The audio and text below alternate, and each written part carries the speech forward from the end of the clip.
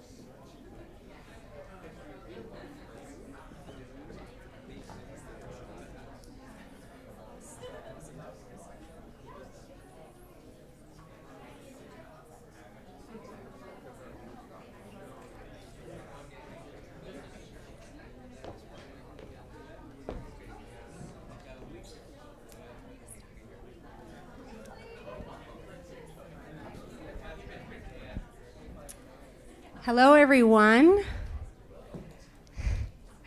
My name is Murwa Farah, and I am the Assistant Director of Industry Relations for the Career Design Lab, Columbia University School of Professional Studies.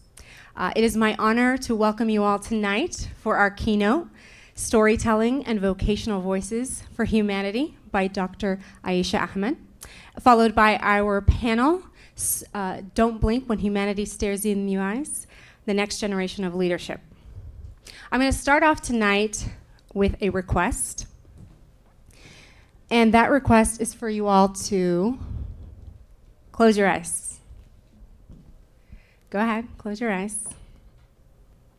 I want you all to imagine a group of young children in a tent. This tent is warm and full of children running around. But these children are not playing. They're searching. They're searching for their mothers and their fathers. But their parents aren't searching for them. Because somewhere, they're laying still, fallen for protecting their child's life until the end of their own. Do you see these children? I want you to take that in for a moment and reflect on the hard truth that these children face. Now open your eyes. I get emotional talking about this story because this is one of many stories. This is the story of my people. It's my story. It's the story of my Sudan. So this is Sudan in the 1960s and 70s. And when we look back in this moment in history, it was a time really of promise and hope for a brighter and better economic future for this newly independent country. We had just discovered oil in the south, and we had restored diplomatic relations with the United States. We built schools, hospitals, museums, and international airports. In fact, the University of Khartoum was like the Columbia of the Middle East and Africa, the epicenter of ingenuity and innovation, where students came to learn from thought leaders and then went on to become renowned doctors, lawyers, engineers, artists, and journalists. And this is Sudan today. We are now two countries, but we are still united in our despair. Over 60 years of political and cultural independence, we were the African flower ready to bloom. Yet today we find ourselves worse off than we were on our Independence Day on January 1st, 1956. Inflation, a lack of trust in our government and our banking systems has brought our economy to our knees, with the majority of our population living in extreme poverty.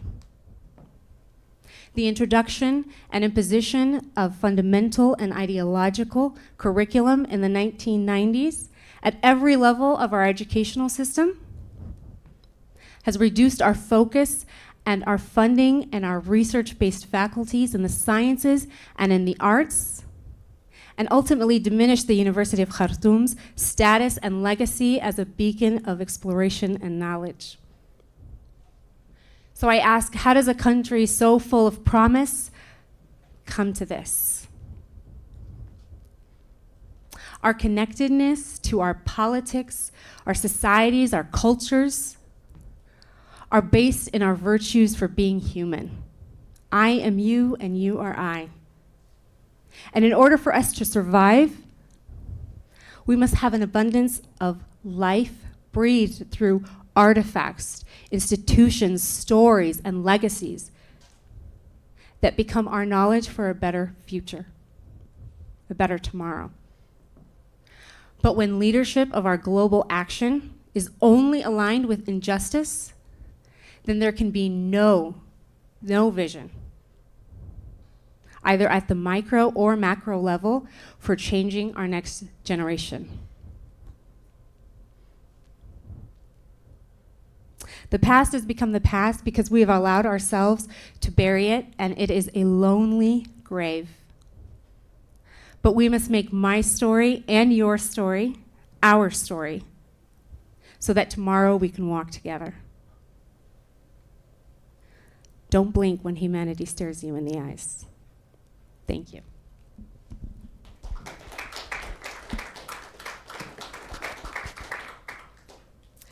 Next up will be our keynote by Dr. Aisha Ahmed. I want to just talk a little bit about Aisha. She's a lecturer in global health at St. George's University of London, and honorary lecturer at the Institute for Global Health, University College London. She specializes in transcultural psychiatry with a focus on mental health and gender-based violence during conflict and humanitarian crisis, with a focus on cross-cultural notions of trauma. She is the co-investigator on an AHRC-funded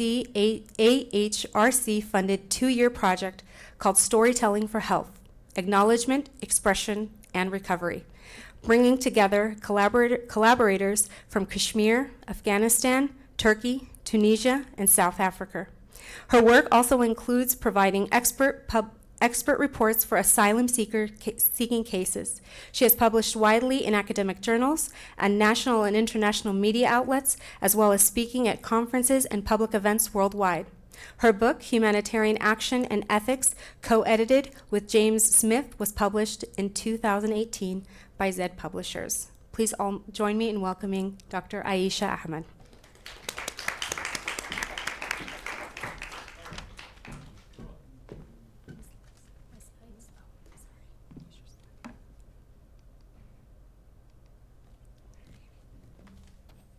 Okay, good evening, everyone. Thank you for attending. Thank you especially to Hassan and to Murwa for the invitation.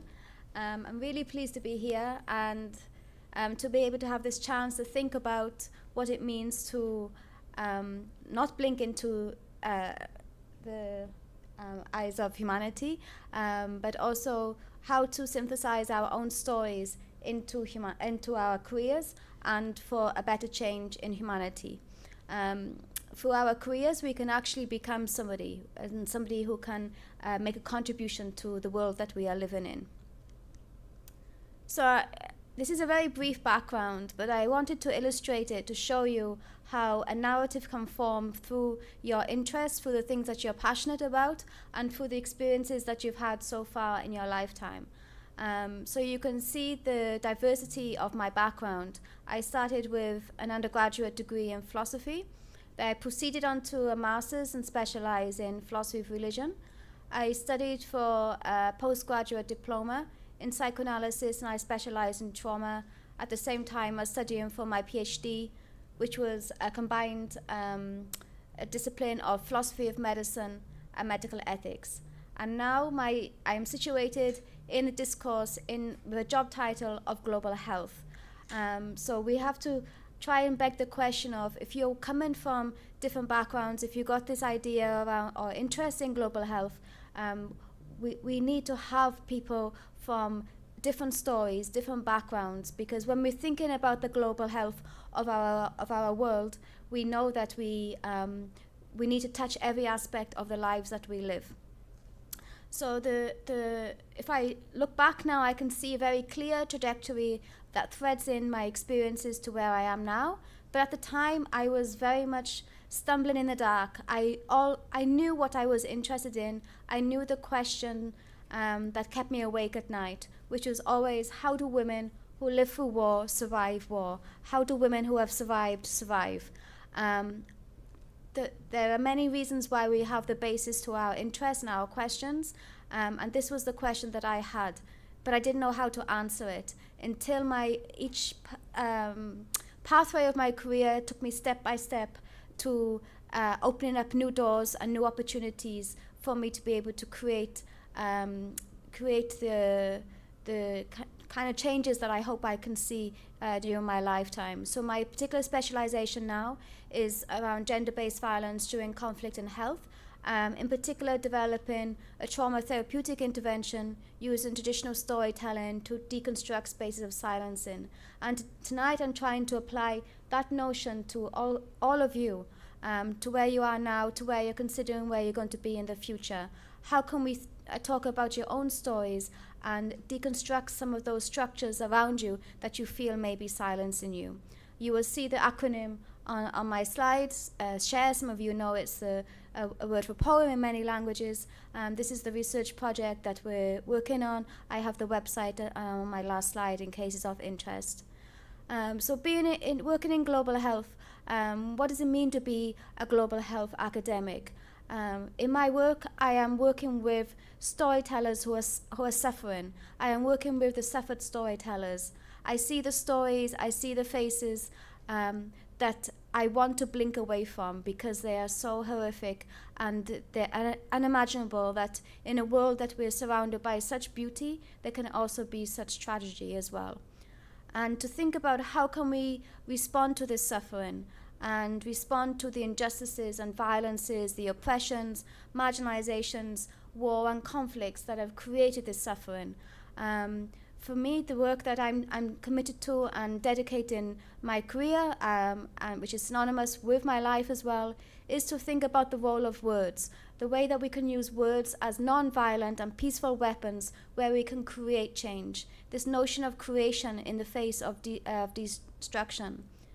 There's a phrase here, I don't know if anyone here speaks Dari, but this is one of my most treasured proverbs it translates to my sorrow, I am my sorrow, I am my story. This notion that sorrow and storytellers go hand in hand, that if you're greeting somebody and you know they've experienced suffering, you will console them by saying your sorrow is going to turn you to become your story. So this is something that we need to think about when we go through difficult times, when we go through hardships, how we can create something from those moments when we feel like we are lost of all of our dreams or wishes. What are stories important for in humanity? We tell stories because stories allow us to connect with each other. We just heard a really powerful story, so powerful that we can still feel the remnants of it even during my talk. Those stories connect to us because they're a form of sharing. It's an act of empathy, and it creates a community. Stories are also the antithesis of silence. By creating stories, we actually create a form of life in our existence, something that creates our own identities and translates suffering into a shared experience. It takes away from the isolation that we might feel. And then through this, we can see how stories become legacies. Stories humanize us, and they remain. A person might be killed, a person might pass away, but their story will remain. And this is why it becomes so important, particularly in the work that I do, that the stories of those who are marginalized, who risk their lives against imprisonment, against torture, against persecution, against being killed. Those people who will say a word just to be able for that word to become their legacy, and because they believe in the power of their words to create a change for their humanity at the expense of their own sacrifice. So these suffered storytellers and what happens to them in their story, I hope they can be role models for you today as you are thinking about your careers and who should the leaders be for our future. How we can create our own story to become our own identity and pathway for our existence. So then, just to conclude, some final thoughts for the future. Stories then, they can symbolize the voice for humanity. Through stories, we can carry our message about how we want to treat one another in our world. These vocational voices, these storytellers who use their work as a way to contribute to their work to the world, these are the storytellers, story changers of our future. These will be our leaders. So when you specialize in diverse disciplines, or you are thinking, I am working in this particular area, but how am I going to jump over the bridge to where my dreams are, we have to think that actually you can do that through narrating your own pathway. We have so much opportunities available to us now that we can talk in different ways, that we can initiate those dialogues. We can use your own initiative to get to where you would like to be. And through these acts, we can create our career community. And the goal, I hope, for these vocational voices is that for working together is a form of creation, and is creation for the future of humanity that will become our legacy. Thank you.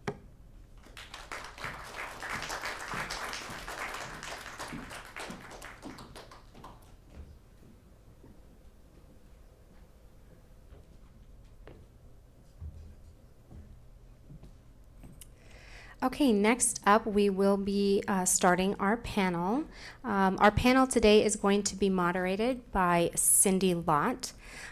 Cindy serves as the Academic Director and Senior Lecturer in Discipline for the Master of Science in Nonprofit Management program here at Columbia University's School of Professional Studies.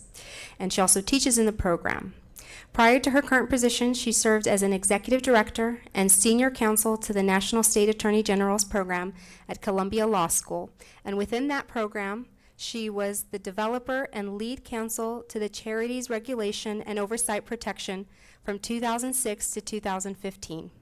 Currently, Cindy is also a senior fellow at the Center on Nonprofits and Philanthropy at the Urban Institute, working in conjunction with the Institute's Tax Policy and Charities Project. She develops and moderates a series of national convenings on state and federal regulation on the charitable sector and is engaged in research regarding regulatory capacity and enforcement at the state level. At Columbia University School of Professional Studies, Cindy teaches several courses addressing governance, ethics, and the relationship of the nonprofit sector and government.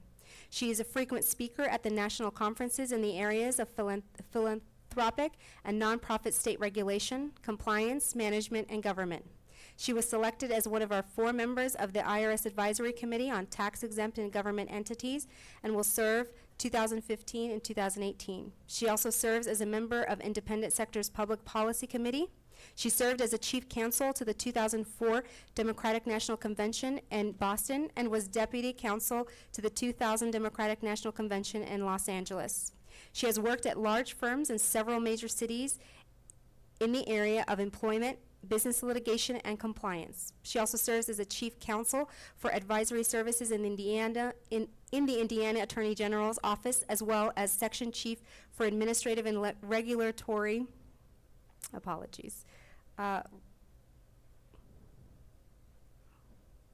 lost my place, sorry. Administrative regulatory litigation in that office. Cindy is a 1993 graduate of the Yale Law School and clerked for the United States Court of Appeals First Circuit. She is admitted to practice in the District of Columbia, Indiana, and Massachusetts. Please all join me in welcoming Cindy Lott.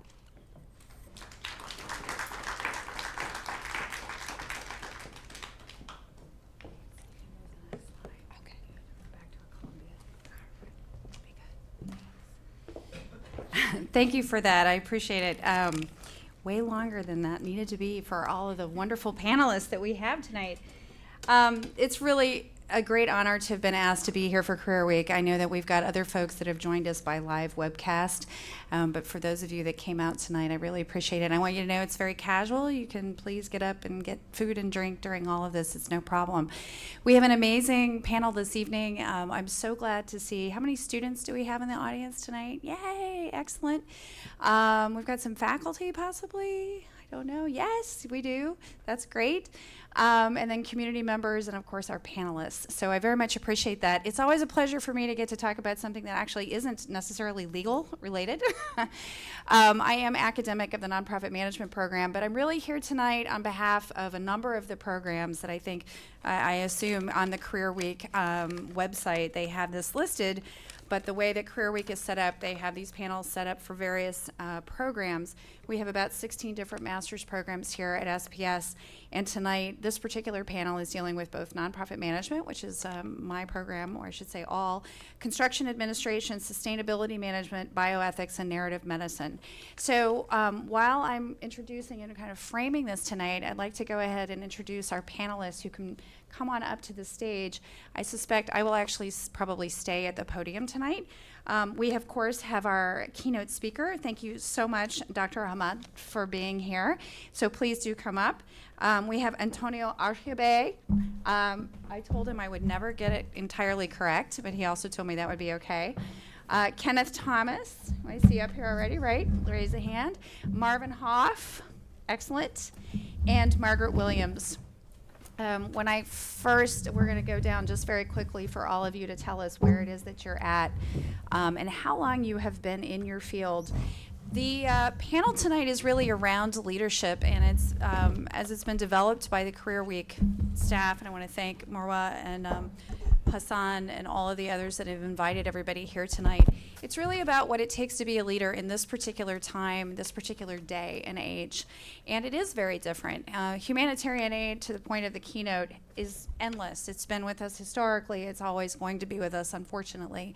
But what we do about it and how we address it as leadership, which all of the programs that we're dealing with tonight very much help train people in leadership in these spaces. It is different often when you're dealing with mission-based work in thinking about both ethical considerations, but also some of the leadership management considerations as well. Everybody that's here tonight has been a leader in their field. They got here through the same hard work and dint of effort that all of you are hoping to do also in your work, and many of you have already done your mid-career, many of you as you've worked through the programs at SPS. And so tonight's focus is really thinking about what does it look like to be a leader in this particular day and age. We live in a fraught period. There have been many, but this is one. And so that's an understatement, I get that. But both domestically and internationally. And what everybody has in common here on this panel is thinking about how we come together as leaders, how we think about moving through our careers, and not ignoring the hard parts, and not only paying attention to the parts that may get you ahead on paper, but actually get you ahead as a human, being a leader as well. And I can guarantee you, for my many years in the field as well, that being a leader means having people want to follow you. It's not making them follow you. That's not what leadership is. It's incentivizing people to want to follow you. And that's harder than it looks sometimes. So we are very, very grateful that we have this panel among us here this evening. So I'm just going to go down quickly. I know that Dr. Hamad has been introduced, and thank you for that keynote. I'm going to go next to Antonio, and then it's Margaret, and then it's Marvin, and then it's Kenneth, right? I got this down already. Yes. So if you could just tell us very briefly, and then we're going to move into, I'll just tell you the frame of the evening. We've got an hour and change here. We're going to ask a bucket of questions or two around some different issues, and we will definitely have Q&A at the end of the evening as well.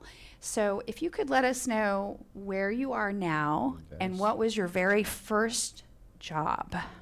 Well, thank you very much for having me. As you mentioned, my name is Antonio Argipe, for those that are trying to figure out how that is going to sound. And Cindy, thank you for having me here. Actually, I'm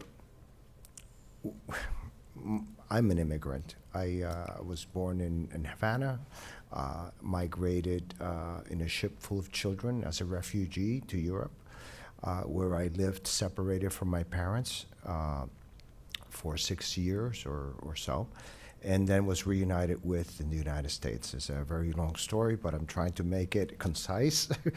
And where I am now is I'm managing principal of an architectural firm that I founded back in 1981, and I'm still a designer as well as a manager, and try to balance and juggle all those things. What was your first job? Oh, that was the key part of the equation. Well, How far have you come? it depends how far you want to go. It's All the way back. okay. Well, all the way back when I left Havana and I found myself in Spain. I was with 3 cousins, of which I was the youngest. I was 8 years old, and not long after I got there, we lived in the country, in a place without electricity and without phones or anything. And a year or so after I got to Spain, my grandfather, who was my surrogate father at the time, became ill. Our situation financially deteriorated, although I was living in a subsistence farm. You do need cash for some things, so I started working, as many children did in Spain at that time, and in Europe. And so I started working 10. There was no school, so field labor, helping men when they went to cut wood, because that was a cash-producing thing, selling timber. We didn't bring down the trees; we took care of the branches, you know. And sometimes it was good pay, sometimes it was food to take home. First job. First job. You've come a long way. Margaret? Thank you so much. I wanted to thank all of you and the organizers for putting this together. It's an honor to be here, and it's an honor to be among these panelists. Where I am now, I'm the Senior Peace and Security Officer at the World Federation of UN Associations. It's an NGO We're made up of about 100 UN associations all over the world. I focus, as my title would indicate, on peace and security. Peace building, governance, the implementation of UN frameworks, and mostly now looking at multilateral engagement and how it can actually be implemented. But I had my first job out of college in Greece, working at a farm school, teaching English and like coaching tennis and soccer and doing whatever they needed in the drama department and like pretending I could do PR. So basically anything that they wanted me to do. My first, and that's really I think where the passion for actual kind of ground level work comes from. Before that, before college, before high school, I was a lifeguard. But it's been like many years since I've had my CPR certification renewed, so like, y'all just stay safe. We're not going to hold that against you. But I will say you're doing kind of lifeguarding now, right? And peace and security, it's not a far reach. Mean, maybe, yes. Yes. Okay, hello everyone. My name is Marvin Hoff. I'm originally from Germany and I currently work for the United Nations Development Program, UNDP, here in New York City. That's one of the largest UN agencies. We serve 18,000 people in over 160 country offices, so it's quite diverse and complex. I joined about 2 years ago. Prior to this, I worked for the World Bank Group in Washington, D.C. Also spent some time in living in India for 2.5 years as a regional HR manager, which I really enjoyed. And my first job was with 13. Actually, I had 2 jobs, delivery of the paper to the neighbors and also teach others in English, German, and French, just to make some side money. Oh, Excellent. at 13? Kenneth? Okay. I am the executive director of a trade association of general contractors. My first job, I guess it's a 2-part answer. So my first unofficial job was as an assistant for a hot dog stand, not too far from here, 125th Street and Lenox Avenue. I was about 12 or 13. My first official job where I received a paycheck was as a sales associate for Macy's in the women's department. So that was quite interesting. And this was 20 years ago. So Very interesting. yeah, winding path. Yeah. Dr. Ahmad, do you want to answer as well? My first job? Absolutely. My We know how first- impressive you are now. Where'd you start? No, my first job, I actually had a kind of an easy journey because my parents own a nursing home. So I worked as a healthcare assistant there until I I've went heard to that's university. not Yeah. easy. But in terms of getting the job, I passed the interview quite easily. So, Getting the job. Well, I think it's always useful and it reminds people for all the panels that we get asked to do or things that you get asked to do in your life to remember where you started. It's always helpful for students too to remember that everybody starts somewhere, right? Think back to your first jobs. So again, we all come together tonight thinking about leadership, and I would like to ask first, and everybody doesn't have to answer every question, but I throw this out to you.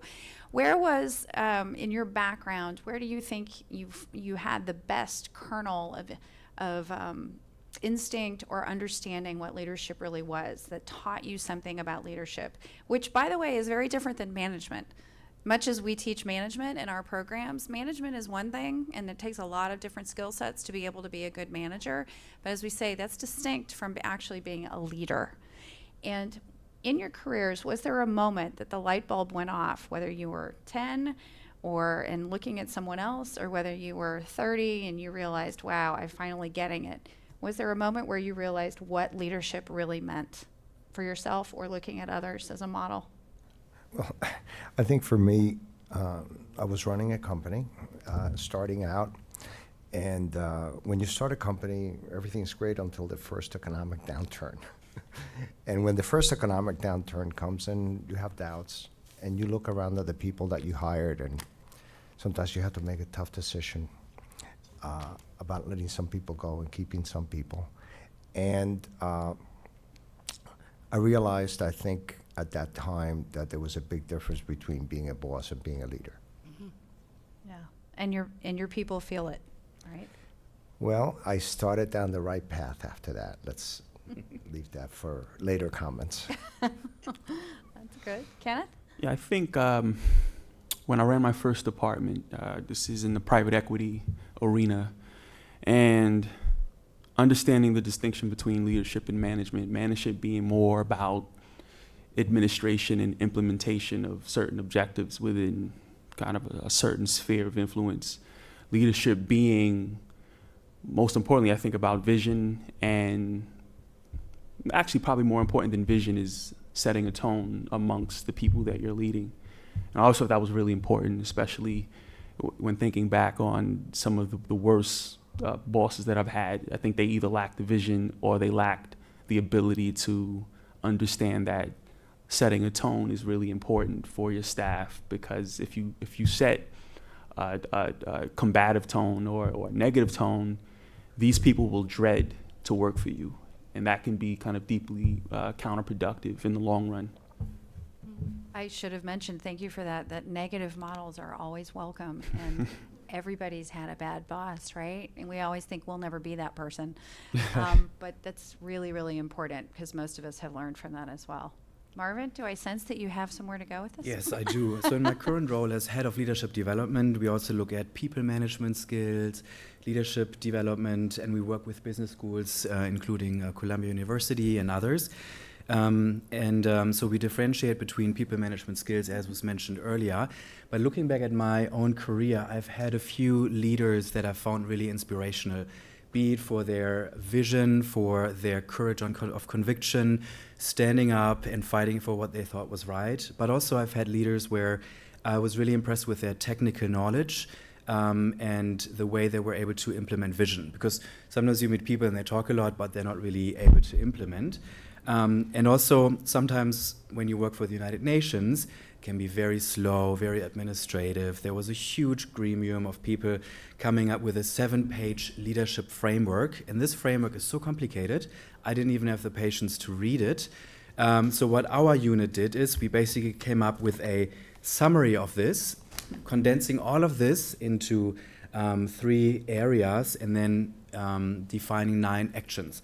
For example, inspire and empower, act responsibly, respect diversity, and so on. And based on this, we are creating a curriculum on how to develop and build our people managers and leaders. So that's something I think that's much more meaningful, to really condense and say what is the important versus all the the schnick-schnack that sometimes you can see in administrative organizations. And that's an interesting point, because often in leadership, people think it's very ephemeral, but actually there's some pretty good tools out there, right? There are ways to evaluate leadership. There are metrics around leadership.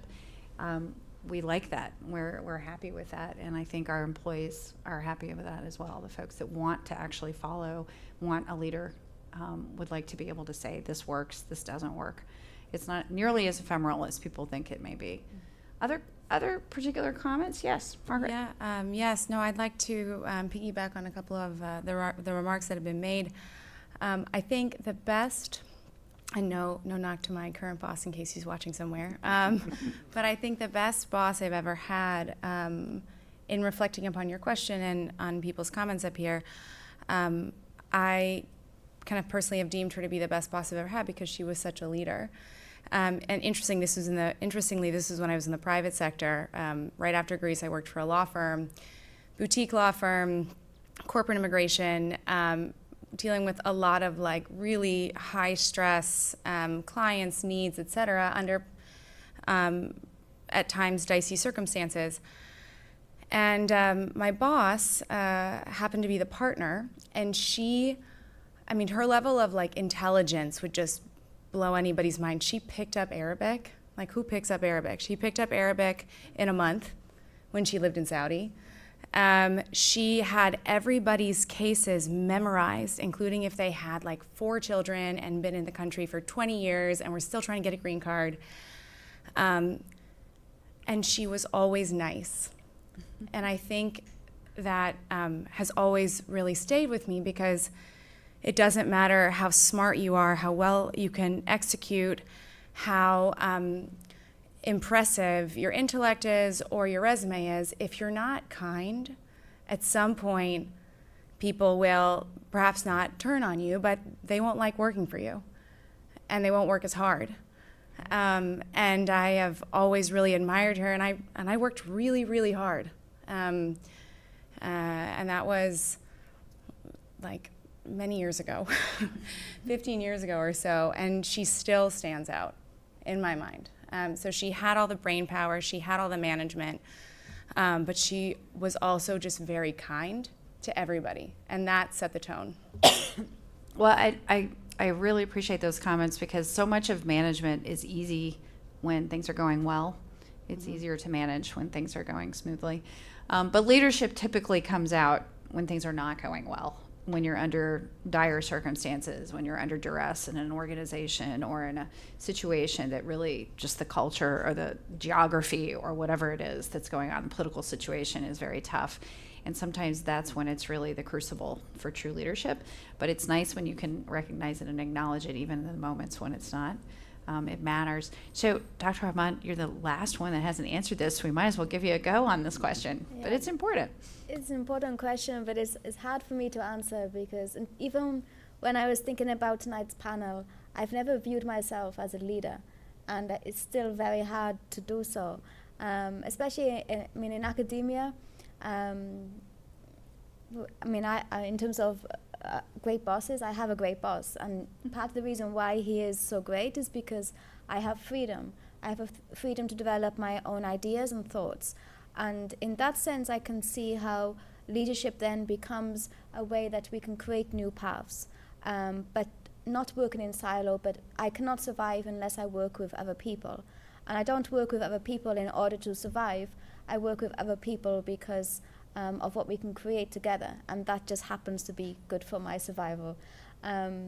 So for me, and when I think now about the skills that I need in order to be able to create that form of leadership, I look back and I see my family members and the skills that they have taught me through being free thinkers, and especially in times when it was very difficult, or when those free thoughts might have been of a risk to them, or been very different to what is the dominant discourses.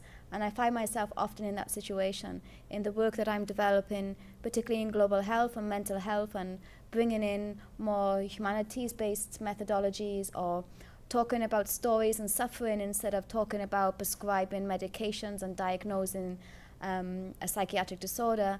I can see that I'm having to constantly chip away at people who tell me I am wrong, who will openly tell me in meetings, you are wrong, with no dialogue, or they will spend a long time critiquing using evidence that is considered to be of a higher objectivity because it's empirically based as opposed to stories. And thinking about how part of the work that I'm doing is trying to get stories recognized as data, because that's the essence of who we are as human beings. So constantly having to feel very isolated, but to try to have confidence and courage that through having freedom of thought, that we can chip away from that and maybe find something worth finding. So that brings up a great issue. So we're going off script here anyway, if we even ever had one. I want to ask you guys about this, which we had not discussed earlier on our phone call. So this point about it's an inherent tension in leadership is thinking about how much you collaborate and how much you really forge ahead, make a new path, be a leader, right? Some people believe that leadership means you have to, go it alone, present the flag, tell people to all follow you. Others will say sometimes you can lead from behind. You need to be able to corral people without them even realizing they're being corralled. How do you see in your own careers the evidence of the collaborations that have worked for you at other times when you just had to go it alone and say, I understand that you say I'm incorrect, but this is where I stand on something, and move forward? How have you dealt with that tension in your careers as leaders? That's a great question. I think there's always a tension between the group and the individual. And being a leader, especially in the 21st century, is being able to recognize that leadership now more than ever involves relationships, whether it's been fostered by social media or whatever other theory fact-based people come up with. I think it's very critical to understand that leaders are leading other leaders, and other leaders are leading other leaders. So the new leadership model has to include scalability. I don't lead my firm alone. There's other leaders, and there's other leaders until it gets to the leadership of one. And that leadership of one is perhaps the most important thing, because that's where ethics and leadership really meet with the individual. I don't want to just take over too much time, but that is a very, very, very important topic in leadership for me. Well, and I think particularly now, I appreciate those comments, because in globalization with technology, sharing is so easy now, but what you share and how you share, choosing to actually curate, for lack of a better term, on what it is that you share as a leader and think about collaborating, et cetera, is really important, because it is so easy these days in some ways, although we have whole parts of the globe that still struggle with communications and even with basic technologies at times to be able to share and collaborate. And some of you have more experience internationally than others, but still within your own spheres, determining which part is just you and which part really needs to be collaborative, I think is particularly now more than ever attention. I agree. Other comments? Yeah. Margaret? Sure. I think strategy is really important. So figuring out, being really specific in your own mind about what you think is important, why you think it's important, how you think that one can get there. And then once you kind of have that vision articulated, like in specifics in your mind, then figuring out who are the people that, like the easy sells, like the preaching to the choir people, to grow your community and grow your movement. And then for those that aren't as easy to convince, to figuring out, to listening, finding out why. And sometimes then it's like full stop. Okay, well, that's not going to happen. But then if it's not kind of completely cut off at that point, then I think it's really through really active listening, figuring out different ways by which a partnership with you or your cause or your mission, your organization, would be to their benefit. And so there's strategy involved, there's data involved, there's storytelling involved, particularly when you're trying to like branch out of whatever your bubble is, to understanding how this is going to impact people on the ground, people's lives on the ground, people's bottom line, either their for-profit bottom lines, whatever it might be. So figuring out how to build out these partnerships that are both likely and then unlikely. And I think if you're able to do that, and if you're able to convince a couple naysayers in the beginning, then you're probably onto something. But it's really important to kind of constantly, I think it's important to constantly listen and to check in. Yeah. Kenneth? As you climb the ranks and are afforded the latitude with your decision making, a lot of it is contextual. A lot of it is you having to, one, possess the self-awareness to understand that you need to adapt, and sometimes you need to collaborate. Sometimes you need to make unilateral decisions in terms of, all right, what direction you need to go. And I think certainly for leaders, effective leaders, and then you need to have the courage of your conviction to own what the fallout could be from making those decisions, certainly from the unilateral perspective. And I think that's really important, just because, again, I think a lot of people who think they're leaders, a lot of bad managers, they lack empathy, they lack the self-awareness, and they lack the courage of their convictions. So if something doesn't go right, so when things go left, then shifting blame, and I think that's, again, inherently problematic when it comes to kind of cultivating your, the development of your staff, and getting that kind of buy-in from your staff, right? Because if the staff hates you, if the staff doesn't respect you, they won't work nearly as hard. And worse, they might become subversive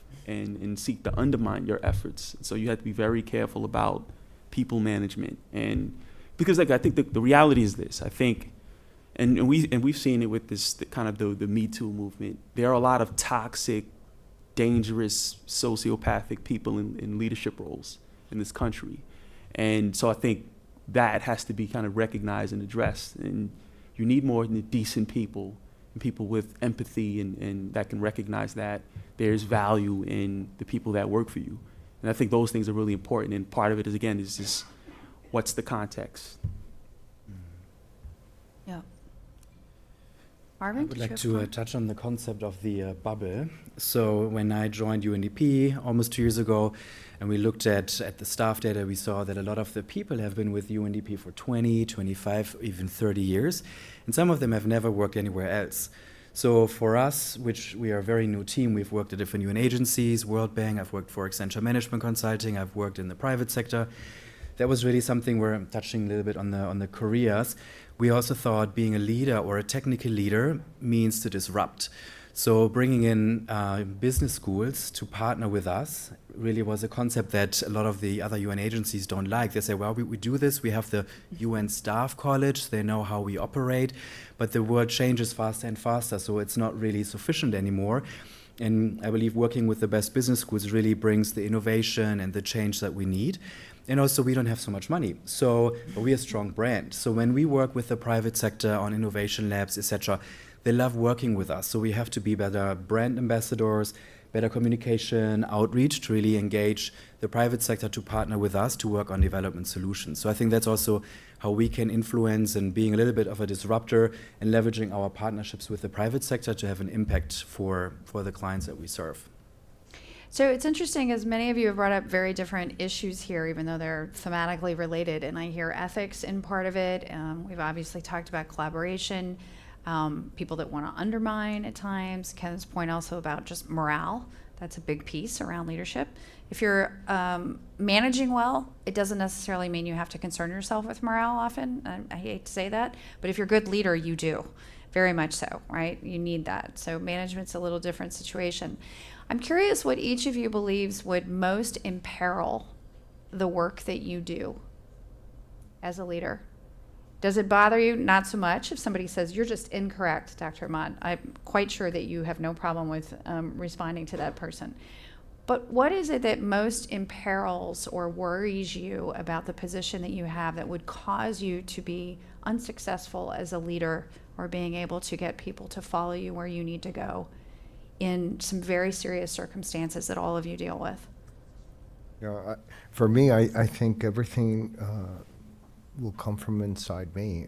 I believe that self-analysis, that growth, that evolution that makes leadership so exciting and so meaningful can be lost if you just become a person that tells other people what to do. I think the point you made earlier, that leaders are chosen, they don't elect themselves to be a leader. And that's what differentiates you from a boss or person that is in a powerful position that, you could define in some language to be a leadership position, but in reality it's not a leader. It's a person in a powerful position, a controlling position. So for me, it's the voyage, and it's the voyage of success. I think when everybody speaks of leadership, somehow they associate it with success, because that is the measure of leadership, of true leadership, or good leadership, or all the adjectives that have to be put in front of that. And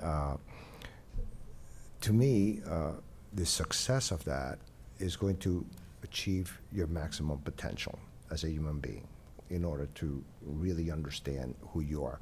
Of course, in the very same process that you are trying to achieve your maximum potential, you're developing your maximum potential further. So you never quite get to be successful. But you, if you start looking at that leadership role as a process and equate it to your success also as a process, you become, I think, a lot closer to what it really means. And that's my... Ever evolving. So it only your imperiled situation is stopping the evolution. When you look at it, at least I look at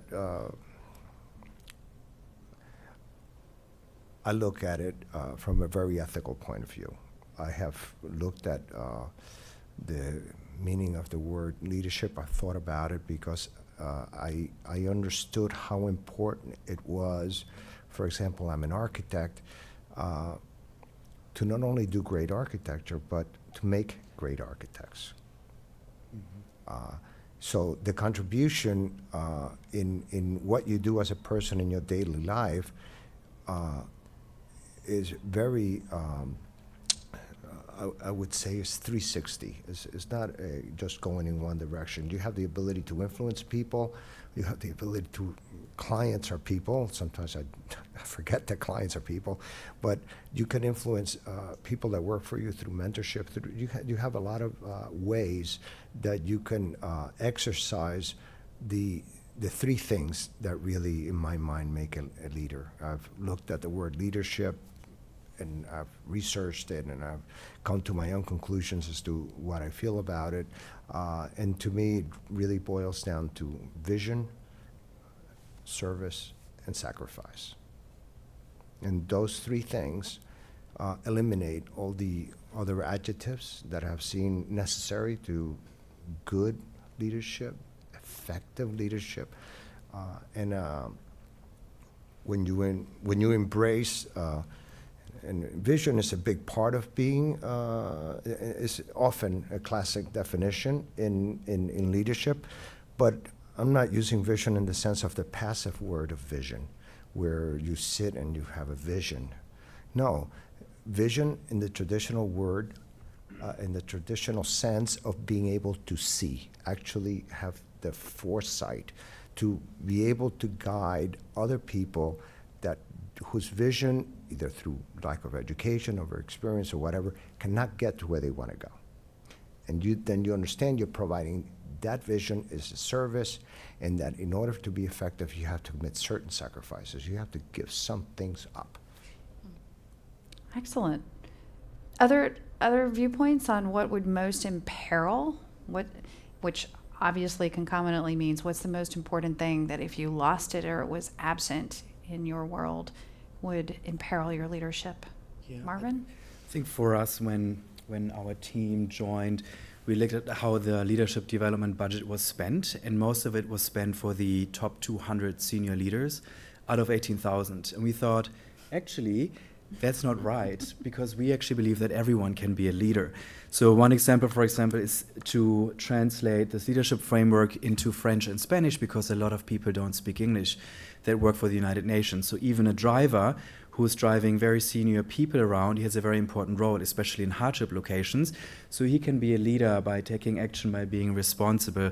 So that's something that we find really powerful to enable others. And also for you guys, or when I look back in my career, sometimes I would see chaos and I would just go and propose a solution, go to my manager and say, why not we just do this and this? I have a project plan. And he would say, well, you can do it and you can step up. You can show leadership. And by doing this, I was quickly able to get fast-track promoted, because I was able to show work and leadership and deliverables that were beyond my level. So I think also when there was a position in India, I said, India, I'll go. Again, a lot of people said they were worried or they wouldn't want to go, but I said I will be going to India, and not only work in India, but also in South Asia, to go to all the other country offices. And I think that's also something where we can be assured that if we want, basically everyone can be a leader. It doesn't have to be just the top management. But you had the benefit of someone who allowed you the opportunity to do it They as empowered well, me. which is important. To Kenneth's point, we have some toxic leaders as well that are never going to make that very opportunity available, right? Other thoughts? All right, let's move on then to a topic we discussed briefly, but how has technology either enabled leadership for you or been at times a barrier for you? This is a huge issue. It connects us on all sorts of levels, whether it's the corporate world, whether it's the humanitarian world, whatever it is that we're doing, technology is with us now. How do you feel that has helped or hindered being a leader in this day and age? This is just ubiquitous. Margaret? I actually, I had wanted to say something for the last question, Please. and I don't want to backtrack, but I do think it's really helpful as you're kind of thinking of next steps. One of the things that I think a lot of people struggle with, and I've struggled with before, in a leadership position is pace. So everybody wants everything done yesterday, and you want it done yesterday. But figuring out how to balance delivering quickly and then like taking a step back and really listening, and then making sure that you actually like whatever it is that you're trying to deliver from a bird's eye view is really important. So this is something that I think I see a lot also just in the professional ecosystem that I inhabit. So for you all, kind of figuring out what the balance is between like getting it done really quickly, and taking a step back and a moment to listen to all the stakeholders. So I just wanted to, because I struggle with this sometimes, so I thought I'd share. It's interesting. So I actually connect that to your earlier comment about being strategic, and I'm going to bridge here to the technology moment. So some of us remember back in the day before there was email. I know, old, right? But one thing that I think technology has made it harder for people is that you're just inundated all the time. And it's hard sometimes to figure out what is an actual priority and what is not. It's so easy for people to fire off emails and make demands, and it's easy for you to do that as a leader too, right? Or as a manager. And it's one of the issues on a very microcosm scale that it can make very difficult at times. Technology makes it easy to communicate, and the problem is technology makes it super easy to communicate. And you have to figure out at times, what is the real priority here for the mission, for where I need to be, it goes to pacing, etc. On a large scale, technology is great in that it joins us globally. It makes it available for us to do things, humanitarian aid and other that we would never have been able to do in past lives, right? We are yet to see all the things that blockchain could bring about in terms of tracking and accountability and things in some war-torn civil strife areas, for example, that we've never experienced before. But it really cuts both ways. Technology it can make your daily life problematic in the office, and yet on a large scale it can also bring wondrous opportunities. So I'm curious about that. Pacing is a part of that. When everything's available 24/7, how do you decide what your priority is, and how do you decide who to respond to when it's easy to fire off an email to reply all to an entire organization? Yeah, I think this is interesting. I think I'm certainly old enough to remember kind of the pre-email kind of paradigm shift. Technology certainly has kind of amplified the most tenacious aspects of my personality in terms of I can be fairly relentless when it comes to kind of attacking emails and kind of just never really relenting when it comes to taking a break from addressing an issue. And I think certainly from like the leadership perspective is understanding that not everyone is like me, and I can't project how I am amongst others, certainly my staff. And I'd have this unrealistic expectation that because I'm relentless, everyone else is or should be. And I think that's been a big part of like my maturation process as a leader in the last maybe 5 years or so, understanding that and saying like, look, not everyone is like me, and I need to just kind of take a step back, and people have lives, and you know, a pace like that can be very stressful for others. For me, it's like eustress. I kind of energizes me. Others, I know it can be troubling to kind of have to deal with like a constant wave. And so certainly, I think I've been more sensitive to that fact. I hear that. How has technology affected the work that you do? Yeah, I'll also give a combined answer to the potential threats to success or leadership, and also the impact of technology, because part of the biggest threat to my career, to my success, and also in the work that I do, is not just threats to my success, but it's also threats to my life as well. And so in that aspect, technology plays a really important role, because there's a difference between somebody in a meeting telling you that you are wrong and that being a comment. And there's a difference between that comment being permitted and being overlooked by other people in that meeting, and it affected me in a certain way because there's structures of inequality that allow that person to say those words, and create a greater obstacle for me to have to overcome. So in terms of technology, it has the same impact. That technology is a way for me, in my work, it bridges those inequalities. When I have those experiences, I have avenues through technology to be able to disseminate my reflections. So as an academic, I still believe in old school academia where we need to disseminate work in an academic forum, in an academic format, as a solid foundation of the ideas that we're trying to discuss and contribute to our greater good of knowledge. But at the same time, we also need to find new languages, find new words, find new ways of having dialogue with, particularly with people who have been marginalized because of other structures of inequality. And technology helps us to bridge that. So the places I work, I could be walking to the tube to go to work in London, and have a message from some remote place in Afghanistan from a friend of mine telling me about something that's just happened. And I get that information in an instant. And if they need something, I can connect that person very quickly. And it also allows that person to be involved in the work that I do. If you look at the countries where I work in, if I didn't have technology, we wouldn't be able to have these kind of partnerships. So for me, the technology, yes, there's always going to be a critique around it, but I wouldn't be able to do the work that I could do and be able to fulfill my vision of what a leader is, which for me means exercising my freedom, but trying to create freedoms for others by dismantling those structures of inequality. So technology for me would be, I wouldn't be able to work without it. Yes, Marvin, thank you for that. So also technology obviously is game changing. I encourage my team not to send emails before 9 o'clock in the morning and after 6 p.m. It's not necessary. We are not doctors. Nobody's going to die. And we're actually quite strict about it. Also, when I joined, I said, so where do I get my work phone? And our director said, well, you don't get a work phone. And I'm like, I have to buy my own phone. And then I realized, oh, they don't expect me actually to look at my phone if I'm not in the office anymore. So I do have Outlook, but it's hidden in my iPhone, so I don't feel obliged to look. For my team, I let them work from home, technology, so that's great. I also sometimes work out of Mexico City because I love it, and I don't have to take vacation days, so that's great.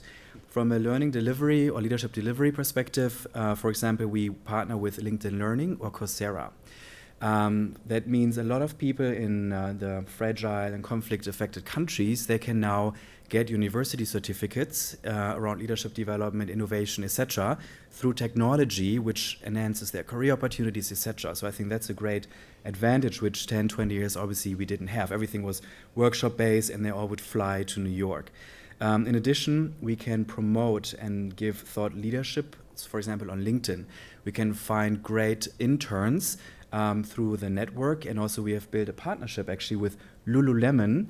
I didn't know who they were. They do yoga clothing, and they're now sponsoring for our team to go to hardship locations to deliver mindfulness training. For example, we went to South Sudan and to Turkmenistan. We're pitching for $1 million next month to get more of these missions, so we can really provide some of these trainings to our country office, and that was a connection through technology. Small plug, we offer online training through Columbia University. We have you on our list. And we have a whole lot of interns waiting. Happy to do that. So this is interesting as well. When we think about leadership, we often don't combine that with the word listening. One of the areas that we do a lot at Columbia, for all the obvious reasons, in New York City, we're one of the number one university for international students. Extreme social justice movements have, of course, taken root here and traction. How have you found, thinking about diversity and inclusion issues, that you have needed to listen as a leader, that you don't always have the perspective of all of your stakeholders, that you need to figure out other perspectives? And how have you found to bring into your leadership moment other perspectives that you need and the self-awareness to realize you may not already inhabit? Totally off script. I get that. Margaret? Sure. Okay. Yeah. That's a really great question. And I'll try to keep it brief, but I feel like I've got like two answers. So my biggest portfolio in my job is goal 16 of the 2030 agenda. It's a goal around peace, justice, and inclusion. So diversity, inclusion in practice is very much something that we focus on. And one of the ways that we kind of try to strengthen the movement behind this goal in general and the 2030 agenda and other related UN frameworks is we try to bring together all the policymakers, practitioners, and thought leaders that are specifically focused on this, like in practice. And then it's my privilege to then try to pull together all those perspectives and make it into like some snazzy document that everyone's going to want to read. So figuring out how to do inclusion and to do it well is basically one of my actual job descriptions. It's one of the things that I'm supposed to do. But I'll say it sounds great and like wonderful and lofty and super interesting. But when you get into the nitty gritty and when you get into national level politics, regardless, our platform has 11 countries. The last one of these showcases was in Sierra Leone. We had over 35 countries there, civil society, UN, private sector, et cetera. There are competing narratives, in fact. So it's not even just a competing solution or policy that somebody wants to put forward. The evidence that's used in order to justify it can be different. And so it's, my job is to try to balance it all and keep it all together and keep one kind of common push for this larger agenda item. But it's not easy, and I feel like it's just a whole lot of listening and a whole lot of negotiation to make sure that everybody is at least getting some stake in the game. And I'll just leave it there because that was already long enough. That invoked a whole lot of good points. Kenneth? Listening.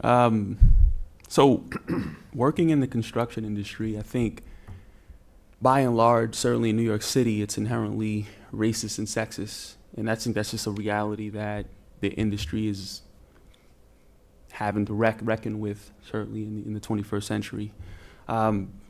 So it's not just listening to those that have been excluded due to kind of the institutional racism and sexism that's embedded within the construction industry and by extension the real estate development industry as well. But it's listening to the power brokers and being able to listen earnestly and peel back the layers and have candid conversations about why things are the way they are and understanding the perceptions. And I think that certainly helped me become more effective in seeking ways and methods to address some of that institutional sexism and racism in terms of like my daily path and how I run this organization and the context that I make. And because looking to earnestly make more inroads into facilitating a more diverse industry, because I think that's really important. I think that's why the construction industry specifically, but even real estate development, lacks a lot of kind of innovation because it's so kind of stultified with a very prescribed method of thinking where you have a certain socioeconomic demographic that controls it still.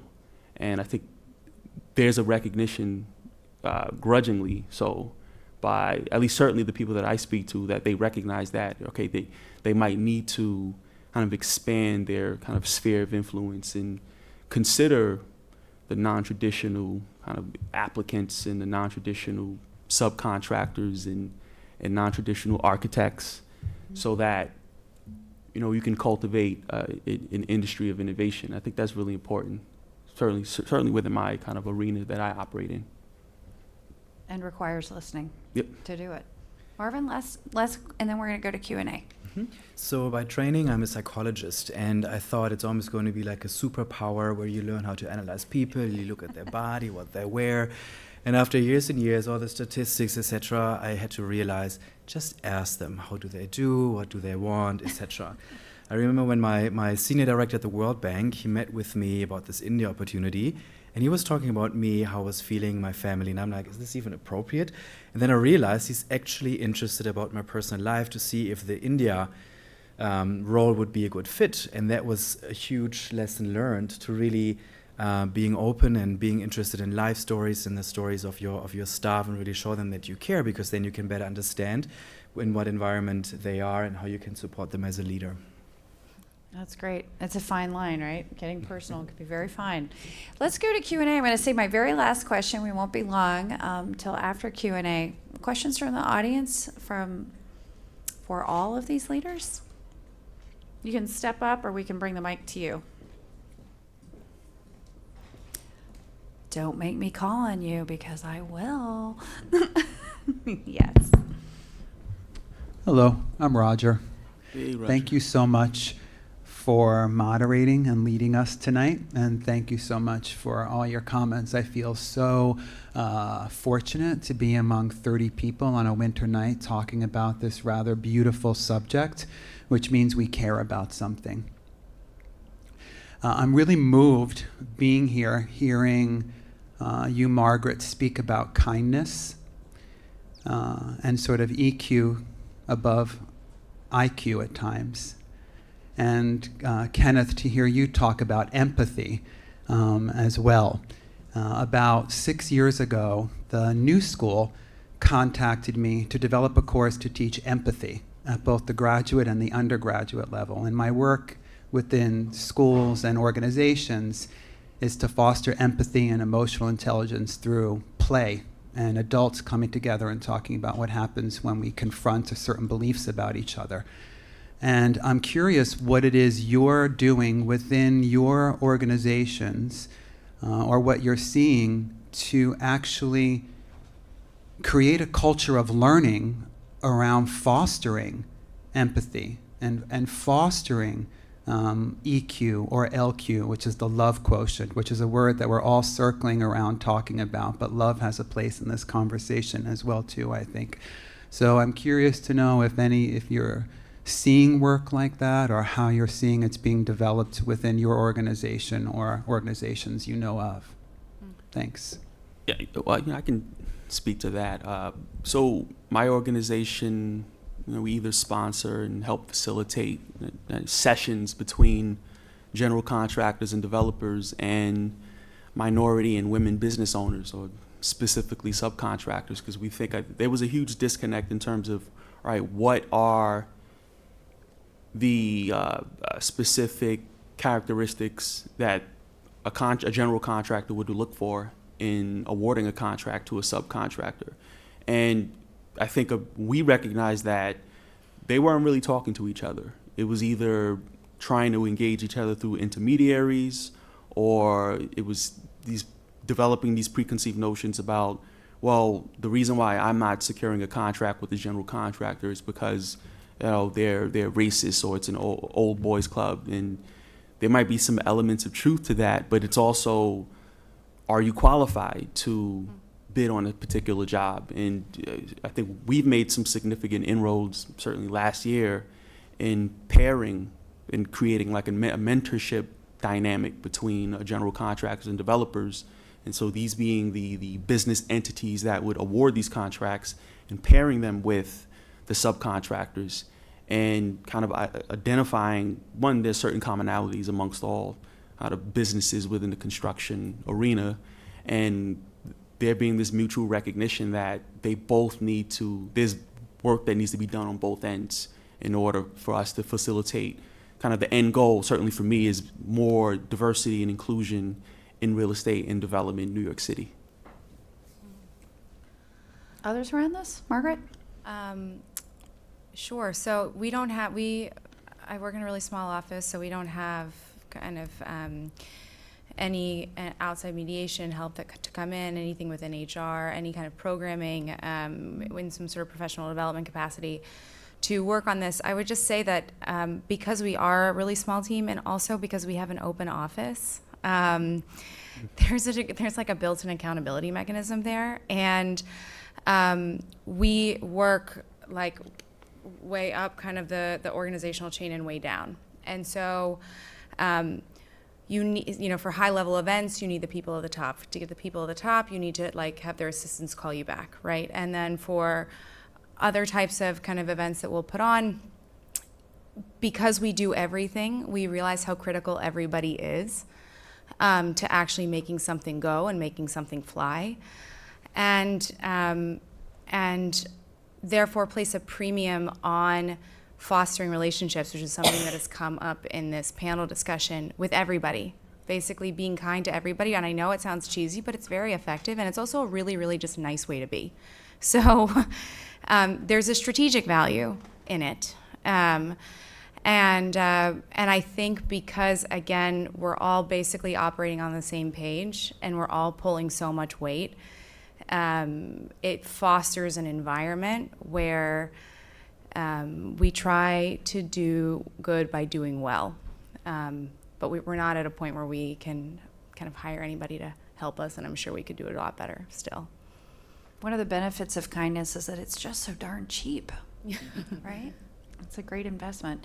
I'm curious, Dr. Rahman, in your work, is it just assumed that everybody has empathy? Or do you find that, in fact, the academic world can be kind of harsh sometimes around this, even if they're studying a subject or they're working in the field, et cetera, with people that most need empathy? Yeah, there's a lot of pressure, particularly for funding, and that can make people competitive.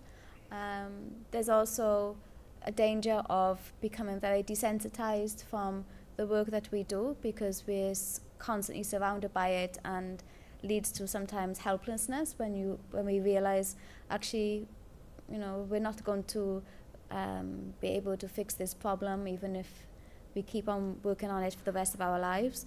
But I think in that time we need to start to, that survival comes from trusting ourselves and finding the pockets of people who we know that have that transparency and that we can trust as well.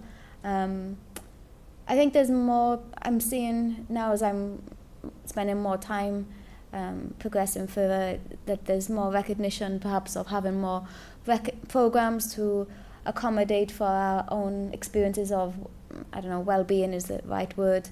I had an email invite the other day to a workshop on resilience to help me cope with grant application rejections. Instead of increasing... Out of all of your work, that's what the resiliency workshop was on? Instead of increasing more research funding, they just want to prepare us for the rejection. But particularly with the emails, I think somebody mentioned about the boundaries. Now that's been recognized more as well, about being a bit more aware, because particularly with academia, there's no boundaries. It just continues and never ever stops. Especially when you're working internationally as well, there's no time zones, and so it's I think it's slow, but I don't know what it used to be like a long time ago, but in terms of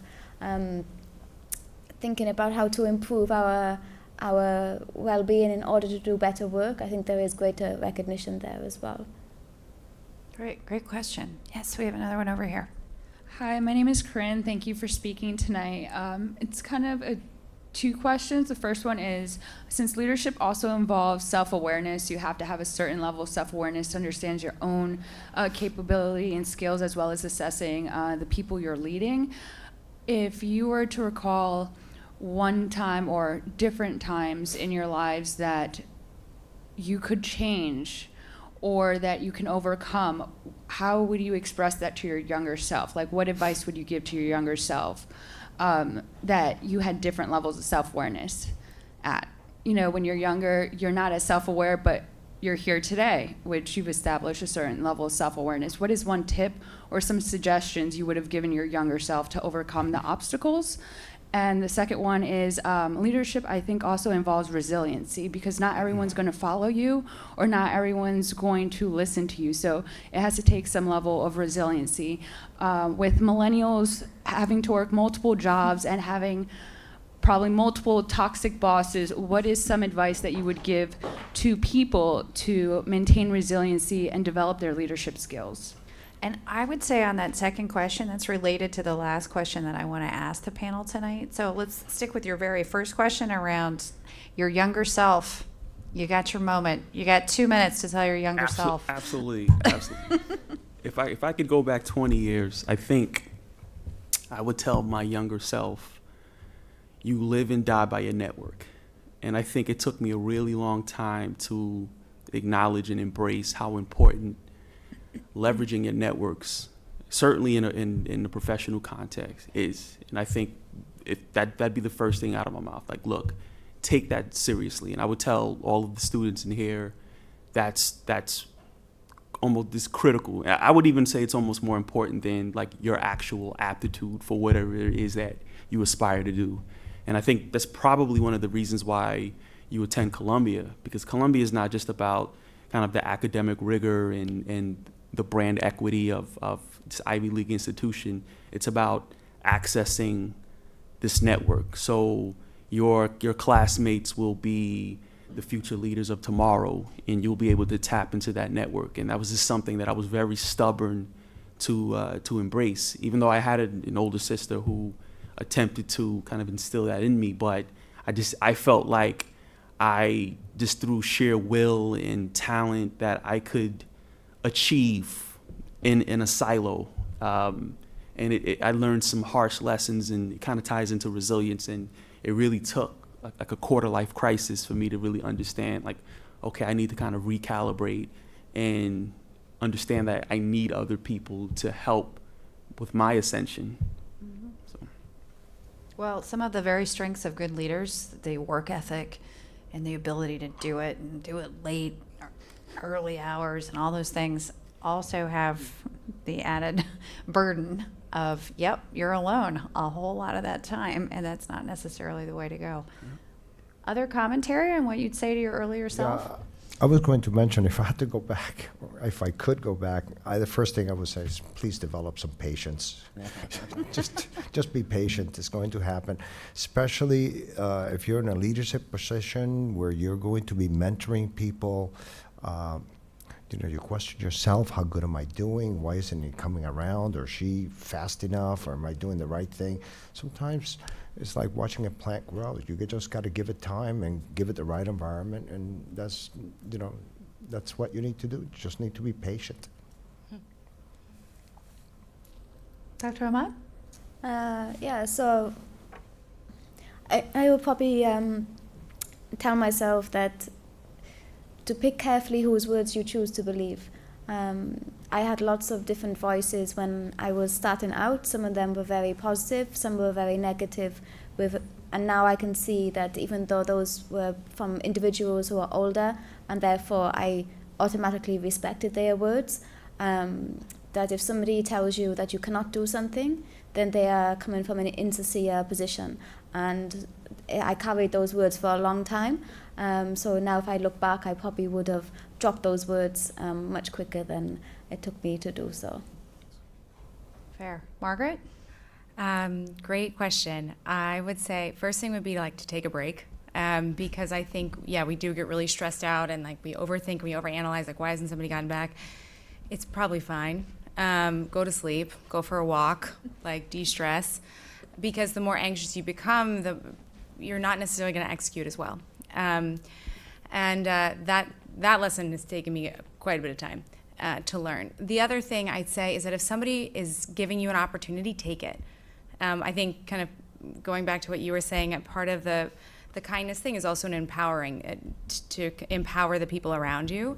So if somebody wants to empower you in whatever way, take it. And don't be shy.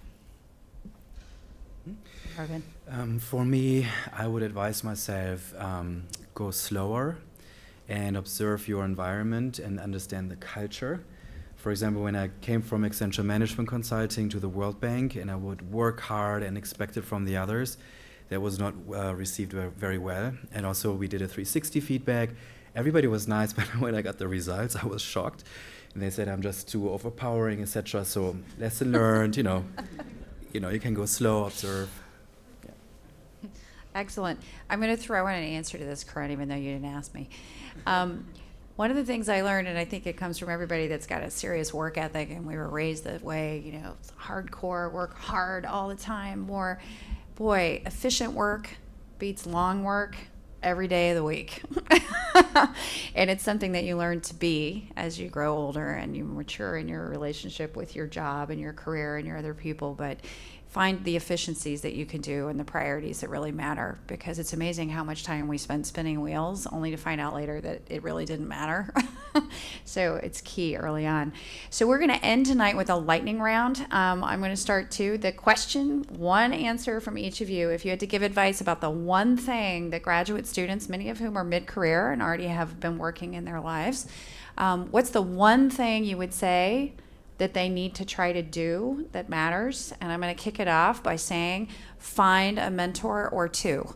Even if people don't look like a mentor, they don't even think of themselves as a mentor, find that person that you say, that's who I really hope I look like at some point in my career. Dr. Ahmad, lightning round. Yeah. Make sure your motivation and for what you're doing and the passion for what you want to do match. And I would suggest that you keep an open mind about what your activities are and understand that everything you're going to do for the rest of your life is going to contribute to your education. Relationships, reading, activities, and hopefully what school has prepared for you is to teach you how to learn. And that's what would be my advice to you, and make sure you don't forget that. People matter, listening matters, and knowing where you want to go matters. I have to think a moment. I'll let you go first. Be adaptable when it comes to your failures. Yeah, I would say think outside of the box. I got my job with the UN when I lived in Tel Aviv. I did online volunteering and I didn't even understand it's for the UN. And then I ended up here. So there's different ways to get to your target. And there's no such thing as the career where you do 30 years the same job. Career changes are actually adding, as you said, to your experience, to your knowledge, to your skills. And that's actually the fun part for me, to changing careers and doing something different and being engaged. And it's required these days, right? None of you is going to have the same job, even 5 or 8 years from now. And I'll be shocked, but get back to me if I'm incorrect about that. I want everybody to give a big round of applause. This has been a tremendous evening. Thank you so much, all of you. There is still food, there is still drink. Hopefully some of these folks, even though it's late, thank you, might be able to stick around for at least a few minutes. I want to thank the organizers as well and all the folks that I represent up here tonight for our programs and our academic directors. But thank you for the honor of being able to do this evening, and please stay in touch, all of you. We appreciate your attendance. Good night. Thank you so much. Thank you. And can we also give another round of applause for our moderator? Thank you again for all of the panelists. I do want to make a plug for tomorrow. It is the last day of Career Week, and we are going to be hosting our Career Services Symposium. We will be having 2 keynote speeches from Julian Gordon and Dr. Farouk Day. It is open to the public and will also be live streamed, so make sure to tune in. Thank you all for joining us here today, and those of you on the live stream, please don't forget to submit your survey towards the back there. It is really important. All of our program is driven by student feedback. And also, if you brought your passport, make sure to get it stamped by Kathy in the back. Thank you all again.